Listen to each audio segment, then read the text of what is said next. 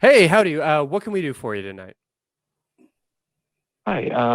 So I wanted to say thanks to you all, and a great pleasure to be speaking with Dr. Ray. I'm a big fan. Um, I kind of had a couple of questions, maybe a little background on me. I'm 32 and have children of my own and stuff. And so as a child, I was diagnosed with ADHD. I went through the mental health system a bit, and it didn't work out for me. I ended up leaving that age 16. I stopped taking medications and stuff like that, dealing with things on my own. And so as an adult, basically, my child has been diagnosed with autism spectrum disorder. And I've done some research, and I've started to think that maybe that was what was going on with me too. But obviously, because of my previous experiences, I'm very distrusting of therapists and psychiatrists and things like that. I've considered going back into that system or that type of therapy, or whether or not it would help me in my current state. And I was just wondering if you guys had a take on that. Yeah, I'll just go ahead and say if there is any population that that modern therapists, I think, have done a poor job of really supporting, I would probably say that it would be the autistic community for a lot of reasons. So I definitely hear where you're coming from, while wanting to just really stress that while it may be difficult to find that person for you, that there are some incredibly neurodivergent affirming therapists that can absolutely do great work. Darrel, what insight were you about to offer? Well, I was just going to say what we know now relative to what we knew 15 years ago is orders of magnitude. Sure. People really do understand. I mean, we've got ways of looking at the brain that we didn't have 20 years ago, 15 years ago, much more granular. And we're understanding more and more what's going on neurologically. And I would just say, go back and give it a try again. Find somebody. And I totally agree, Christy. There's some really good people out there that really understand this. I'm not one of them. It's not my specialty. So, but I do know people who've seen it and done it, and they really are doing good work with people. So I think you and your child may benefit from getting back in and finding somebody. I think you'd be surprised. I've got some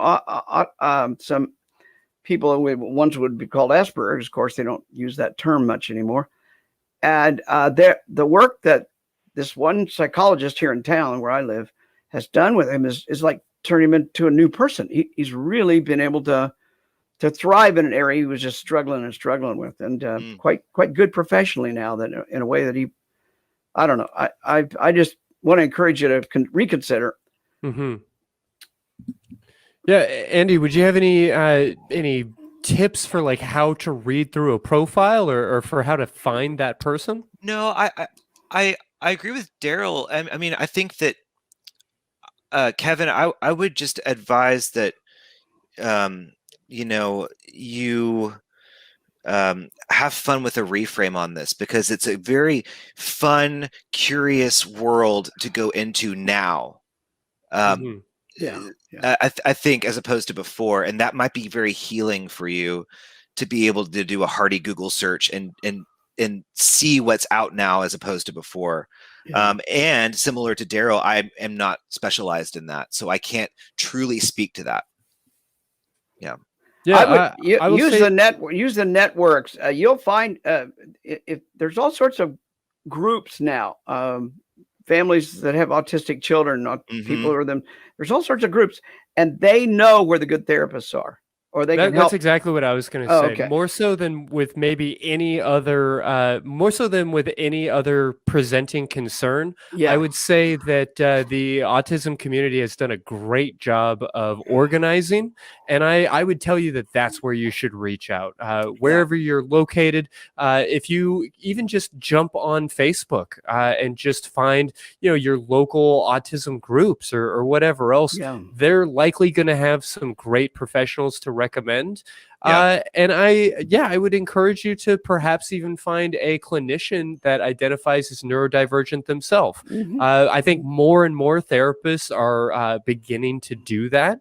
And so if that's that might be one search term I might encourage you to actually be on the lookout for, is if the therapist themselves identifies as neurodivergent, they're likely going to be in a good place. And if you meet with them and you feel comfortable, if there's something about their profile that resonates with you, or that just feels like somebody that you'd feel comfortable sharing your secrets with, if they offer a consultation, which a complimentary 30-minute consultation to me is almost like a absolute necessity for a therapist. Me too. I do that too. Not every therapist does, and that's valid. I don't necessarily want to debate it, but I would definitely say that for my family and friends, that's something that I would encourage you to be looking for. Yeah. And in that consultation, if you feel comfortable, if you feel understood, it's very likely you're in good hands.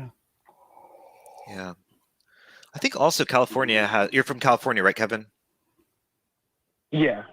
Yeah, California has predominantly LMFTs, I think, right, Christy? I think I've heard that as well. Yeah. Yeah. So I think it'd be specifically to your region.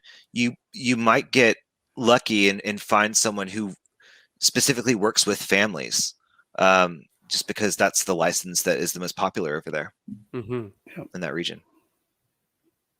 Okay, that'll be excellent. Yeah. I noticed a lot of the same behaviors that I had as a child in my son, and so it's been like really, I don't know, it was strange for me. Yeah. Yeah. Well, I definitely appreciate you giving us a call, and I hope that we've been able to point you at least in the right direction. We're going to be talking a little bit more about some of these websites, and I've got links to a lot of the websites that we've been talking about in the show notes to this episode, so you might take a look at some of those things. But I think the advice I would give to you, I would really extend to everybody listening, which is that it's okay for this to be a process. It is okay for this to be kind of slow. When I sit down to watch Netflix, I try to limit myself to like no more than 5 minutes of making a selection, because I don't want to spend my TV time that way.